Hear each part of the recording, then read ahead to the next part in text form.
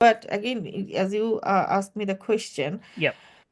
I'm going to talk about the emotions. So if parents are emotional, if the family environment is not very happy, if there is domestic violence going on, if there is chaos all the time, rows all the time going on, if the child is feeling like not feeling very safe in the family, or even in the school, children gets bullied and all this. A Yeah. lot of times children are not, they don't even know how to talk about it.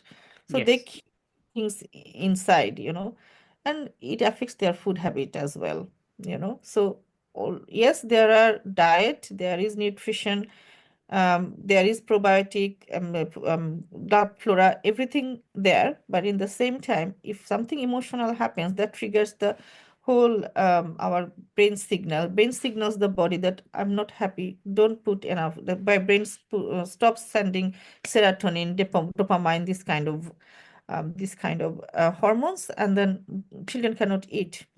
So Yeah.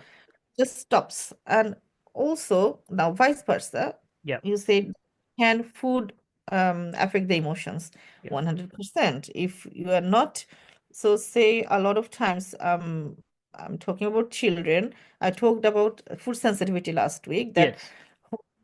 you and this is not allergy. When you are having seeing allergy, people also want to see that, oh, allergic reaction on the body, and people think there would be rashes and everything. That is allergy, but a lot of things happens inside the gut, under the skin, which we don't see.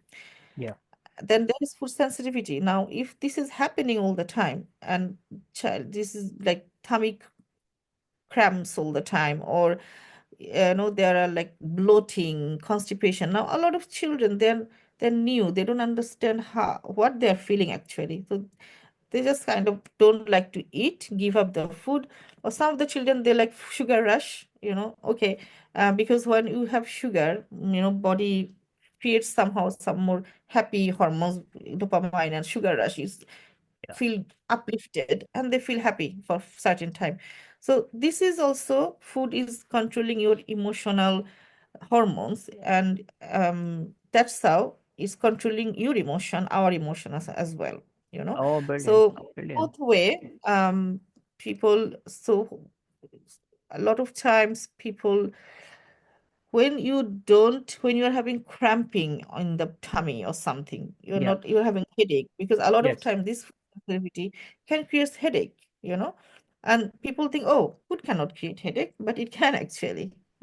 So, and they don't feel to eat good, feel good to eat.